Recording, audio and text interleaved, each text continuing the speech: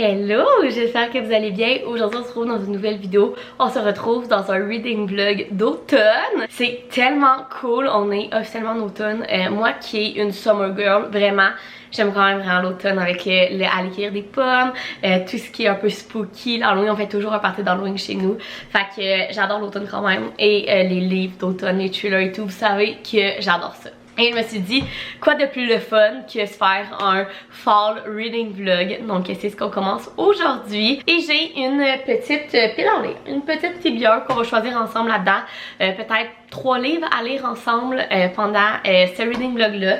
Donc voici ma TBR, je vais vous dire ça. Donc premièrement, le premier livre c'est Couleur de l'âme, le piège de Caroline Dufresne et Isabelle Tétrault chez Pratico Édition. Je me suis fait envoyer ce livre là et c'est un genre de thriller, enquête policière.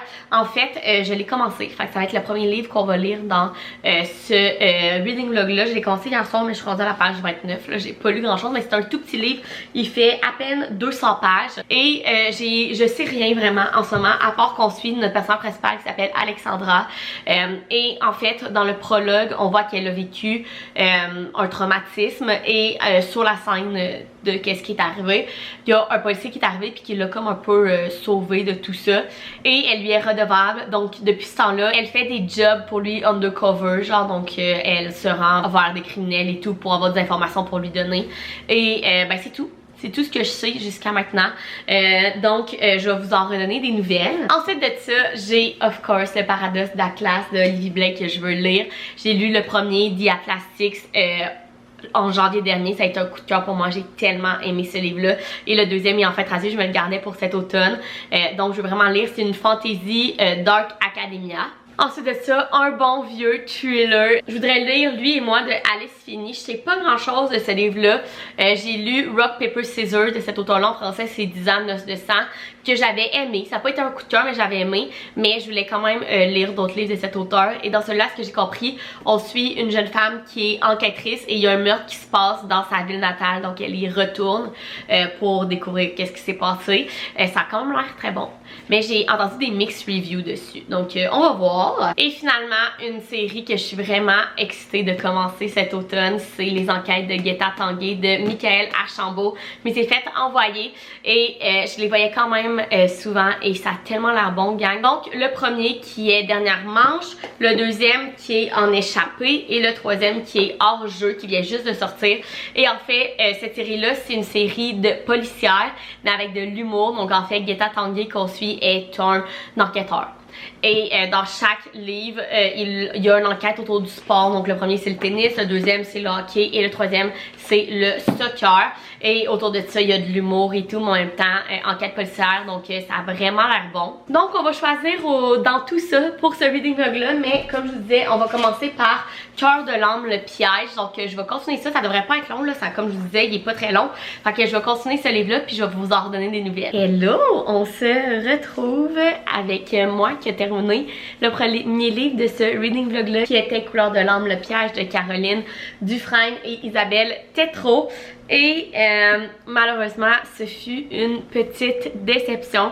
En fait, je me souviens plus trop si je vous ai fait le résumé. J'avais-tu commencé à lire quand j'ai... Bref, je vais refaire un petit résumé, mais en fait on suit une personnage qui s'appelle Alexandra, qui est un personnage assez complexe. Elle a un trouble dissociatif de la personnalité. Donc pour ceux qui connaissent pas ce trouble de santé mentale là, c'est en fait lorsque tu as plusieurs personnalités dans une même personne, souvent causé par un très gros traumatisme qui t'est arrivé à la vie. Et ton cerveau, souvent pour comme oublier ces horreurs-là que tu as vécues, fait que tu as plusieurs personnalités. Fait qu'on suit Alexandra qui a 2 personnalités en elle et qui elle est aussi accro à la sexualité. Donc on a un personnage principal complexe et en fait elle a vécu un traumatisme quand elle était jeune et il y a un policier qui l'a sorti de cette situation-là, mais elle lui est comme redevable depuis ce temps-là. Donc elle fait des missions pour lui undercover pour découvrir des secrets secrets des criminels, blabla.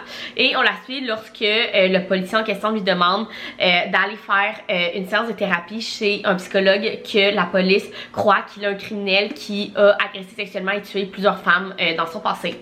Donc, elle va là et elle essaie de faire d'une pierre deux coups parce que, en fait, ils ont retrouvé aussi un des anciens collègues d'Alexandra décédé. Et la dernière fois qu'il a été vu, il était avec Alexandra et Alexandra n'a aucune idée de ce qui s'est passé cette nuit-là. Elle a comme un blackout. Donc, elle essaie de comme faire une pierre deux coups, d'essayer de trouver qu'est-ce qui s'est passé cette soirée-là en faisant la thérapie puis en même temps en découvrant si le thérapeute est bien le criminel que le policier croit. C'est comme ça a quand même l'air très bon. Mais j'ai eu plusieurs problèmes avec ce livre-là. Premièrement, j'ai trouvé qu'il manquait énormément de fluidité. On dirait que chaque chapitre était comme une nouvelle histoire. Je sais pas comment vous expliquer, mais il manquait vraiment de fluidité dans le livre. Il manquait, tu sais, comme on dirait que c'était vraiment des scènes coupées et c'était pas une histoire.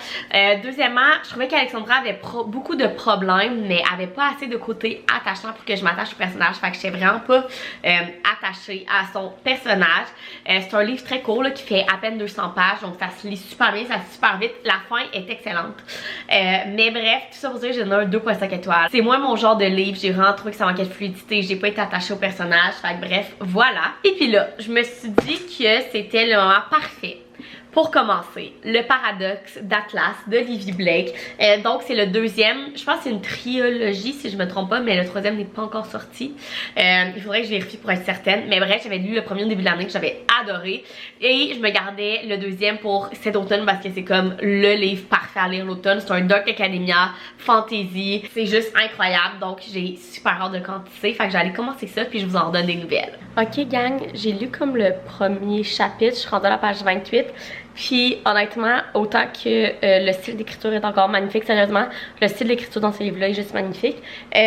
J'avais pas allumé à quel point je me souvenais pas de tout ce qui s'était passé. Fait que là, j'essaie de me remettre dedans, j'essaie de recomprendre parce que évidemment, c'est pas un livre, tu sais, c'est un livre quand même qu'il faut que tu comprennes et tout, là. C'est pas un petit livre fluffy, rom-com et tout, là. C'est quand même, tu sais, c'est un monde fantastique et tout. Fait que j'essaie de me remettre dedans jusqu'à maintenant. Là, je suis en train de me rappeler ce qui s'est passé à la fin du premier livre. Mais c'est ça, page 28, le style d'écriture toujours aussi belle, mais il faut que je me remette dedans, il faut que je me rappelle ce qui s'est passé du premier livre.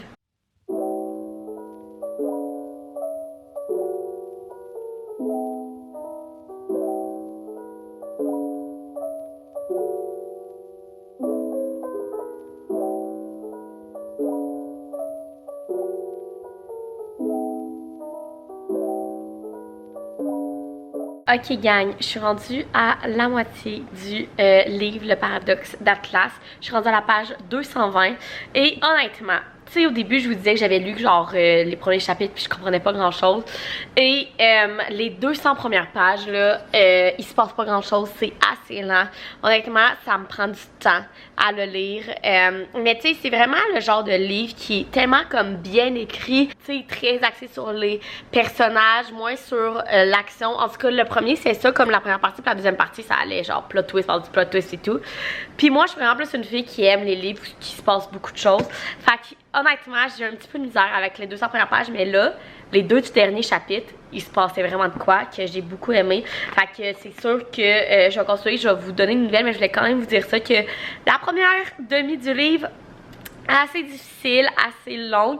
J'adore encore les personnages, j'adore l'écriture, mais assez long. Fait que je vais vous revenir, mais je suis rendue à la moitié du livre. Ok gang, j'ai officiellement terminé Le Paradoxe d'Atlas, le deuxième livre de ce reading vlog. Donc je vais vous faire mon avis. Vous m'avez vu tout le long de ma lecture être là à vous dire que je trouvais ça un peu long, qu'il manquait d'action et tout, et c'est un petit peu ce que j'ai senti justement tout le long de ce livre-là. On va commencer par les choses positives. Premièrement, Livy Blake est une des meilleures auteurs au niveau du style d'écriture que j'ai lu de ma vie. C'est parmi les plus beaux livres que j'ai lus. Le style d'écriture est tellement beau, ça n'a juste aucun sens. Puis même en étant traduit, le traducteur a vraiment fait une bonne job parce que c'est juste magnifique. Si vous avez lu cette série-là, vous allez comprendre de ce que je parle, mais Nico et Guidon sont juste incroyables. Sérieusement, c'est les amours de ma vie. Par contre, premièrement, je pense que je vous l'ai dit, mais le premier quart du livre, j'ai rien compris. J'ai vraiment eu de la misère à me remettre dedans. J'ai eu l'impression qu'il manquait un petit peu de détails pour qu'on se remette vraiment dans l'histoire. Et ensuite de ça, tout le long de l'histoire, j'ai vraiment trouvé qu'il manquait d'action. Vous le savez que je suis une fille qui aime ça, lire des livres qui se passe de quoi dedans. Et j'ai trouvé que celui-là, il manquait vraiment beaucoup d'action. Par contre, j'ai vraiment été contente de retrouver les personnages, de retrouver l'univers. L'univers est juste incroyable, gang. Il n'y avait pas de twist intense comme dans le premier livre. J'ai trouvé le premier livre, j'étais choquée, là, vraiment. Celui-là, moins. C'est-tu un livre comme, comment je vous dirais ça, tu sais, il va y avoir un troisième dans cette série-là. Fait que c'est comme l'entre-deux pour comme permettre d'en avoir un troisième. Je le sais pas. La fin ne m'a pas déçue non plus, là, elle était super bonne, mais il y a pas eu de grosses twists que j'ai été vraiment surprise comme j'ai été dans le premier. Fait que bref, j'ai donné un 3 étoiles. C'est vraiment pas un mauvais livre. J'avais adoré le premier, fait que c'est une bonne suite. Mais il manquait d'action, il manquait le petit quelque chose que le premier livre avait. Et puis là, pour le troisième livre de ce Fall Reading Vlog, on a eu deux premiers livres assez... Ben, le premier livre que j'ai vraiment pas aimé, le deuxième qui a été correct. Fait que là, j'aimerais ça que le troisième soit vraiment bon. Là, j'hésite entre deux. Premièrement, j'hésite entre Lui et moi de Alice Finney, qui est un thriller que j'ai tellement goût de lire en soi-même, me donne vraiment envie. Et dernière manche, une enquête de Guetta Tanguay de Michael Archambault, qui est le premier dans la trilogie d'une enquête de Guetta Tanguay, que j'ai vraiment hâte de lire aussi. Fait que là, je sais vraiment pas lequel lire. Fait que je me suis dit qu'on pourrait peut-être lire les derrières de couverture, puis décider ensemble. Donc, premièrement, on va lire le derrière de Lui et moi. Ça dit « Il y a toujours deux versions d'une même histoire. Anna Andrews s'était jurée de ne plus jamais remettre les pieds à Blackdown, ce village où elle a grandi et vécu un cauchemar qu'elle n'est pas près d'oublier. Pourtant, c'est précisément à Blackdown qu'on retrouve une femme sauvagement assassinée. Anna, correspondante pour la BBC, n'a d'autre choix que se rendre sur place pour couvrir l'affaire. Elle est sous le choc en découvrant l'identité de la victime. Il s'agit d'une de ses amies d'adolescence. L'inspecteur en charge de l'affaire, Jack Harper, connaît bien la victime, lui aussi. Il est même le dernier à l'avoir vue en vie. Jack et Anna vont passer quelques nuits blanches à Blackdown, d'autant plus que le tueur ne s'arrête pas en si bon chemin. Les meurtres se multiplient et Anna pourrait bien être la prochaine sur la liste. Ça a tellement l'air bon, gang. Genre, c'est tellement un thriller que j'ai le goût de lire, là. Maintenant, on va lire la derrière de couverture de celui-là. Samuel Cadieux, le joueur de tennis numéro 1 au classement mondial, décède en plein match aux internationaux du Canada à Montréal. S'agit-il d'un cas de mort subite du sportif? Pas pour Guetta Tanguay, journaliste spécialisé en statistiques avancées. Contacté par un mystérieux informateur qui affirme détenir d'importantes révélations au sujet du joueur, il croit plutôt à un meurtre déguisé. Aidée par Tara, une jeune femme très intéressée par le passé de Cadieux, Guetta mène l'enquête et déterre des secrets qu'il ne demandait qu'à rester enfuis. Mensonges, menaces, complots, dans l'entourage de la star du tennis, tout le monde semble avoir quelque chose à cacher. Les plus grands matchs ne se jouent pas toujours sur le terrain. Ça aussi, ça a l'air juste incroyable. C'est deux livres d'à peu près 300 pages, gang. Je sais tellement pas. Comme celui-là me donne tellement vraiment envie. En même temps, celui-là, ça serait peut-être cool de lire comme deux auteurs des Québécois dans ce Fall Reading Vlog et commencer cette série-là. J'aimerais ça être genre en live en ce moment pour que vous puissiez me dire quel que je dois choisir. Je pense qu'on va y aller avec celui-là. Même si celui-là me tente tellement, je pense que ça va être vraiment cool de commencer cette série-là ensemble puis d'avoir deux auteurs québécois dans ce reading vlog-là. Ça va être vraiment cool. Je me suis déjà fait dire que je disais pas assez de romans québécois. Fac, on pourra plus dire ça sur moi maintenant avec deux dans le même reading vlog. Fait que ouais, je pense que c'est lui que je vais commencer ce soir puis je vous en redonne des nouvelles. Hello! Je vous reviens pour vous parler du dernier livre de ce reading vlog-là que j'ai officiellement terminé. Donc, j'ai lu dernièrement une enquête de Guetta Tanguay par Michael Archambault. Et honnêtement, j'ai beaucoup aimé ce livre-là. Enfin, dans ce livre-là, on suit Guetta et Tara. Et en fait, Guetta est un jeune homme dans la trentaine qui a un site web, un blog genre pour le sport en particulier, pour le tennis, et il fait comme des articles, il fait toutes les statistiques dessus et tout. Et en fait, pendant un des tournois à Montréal de tennis, où Guetta est là en tant que journaliste, le meilleur joueur de tennis au monde, qui s'appelle Samuel et qui vient de Montréal, décède directement sur le terrain. Et à partir de ce moment-là, il y a une enquête que Guetta et Tara fait ensemble pour découvrir comment il est mort, pourquoi. Sérieusement, l'enquête était tellement bien faite. Les personnages, honnêtement, étaient tellement bien écrits. J'ai adoré Tara, qui est une jeune femme avec de l'entre-gens, super courageuse. Et j'ai beaucoup aimé aussi le personnage de Guetta, qui est beaucoup plus réservé. Il est un petit peu plus peureux. Il a toute sa... Tu sais, c'est le genre de personnage qui a toute sa petite routine. Il faut pas qu'il sorte de là. Puis là, ça le déboussole tout parce qu'il veut quand même suivre l'enquête pour découvrir qu'est-ce qui est arrivé. Fait que bref, j'ai vraiment aimé ce livre-là. Même la twist finale, là, qui l'a fait. Honnêtement, c'est pas la plus grosse twist ever. Tu sais, pendant le livre, je m'en suis douté un petit peu que cette personne-là pourrait être le coupable. Mais c'est quand même super bien fait. Puis on est quand même surpris pour vraiment savoir pourquoi il a fait ça et tout. Fait que bref, beaucoup aimé ce livre-là. C'est sûr que je vais lire les deux autres. En fait, c'est une trilogie. Et les deux autres, c'est deux autres enquêtes faites encore par Guetta et Tara, mais sur deux autres sports. Donc c'est sûr, j'ai donné un 4 étoiles. Si vous cherchez un roman policier québécois, je vous le conseille vraiment. Donc voilà, pour ce reading vlog d'automne-là, on a lu 3 livres. Honnêtement, ça n'a pas été mes meilleures lectures ever, mais regardez, ça arrive. Premièrement, j'ai lu Couleur de l'âme, Le piège de Caroline Dufresne et Isabelle Tétrault, que j'ai donné un 2.5 étoiles. Ensuite de ça, j'ai lu Le paradoxe d'Atlas de Olivia Blake, qui est le deuxième dans cette série. J'avais adoré le premier. Le deuxième, j'en ai eu un 3 étoiles. Il était pas mauvais, mais j'ai trouvé qu'il manquait beaucoup d'action. Et finalement, j'ai lu Dernière manche, une enquête de Kétan Tanguay de Michael Archambault, que j'ai donné un 4 étoiles. J'ai beaucoup aimé ce roman policier-là.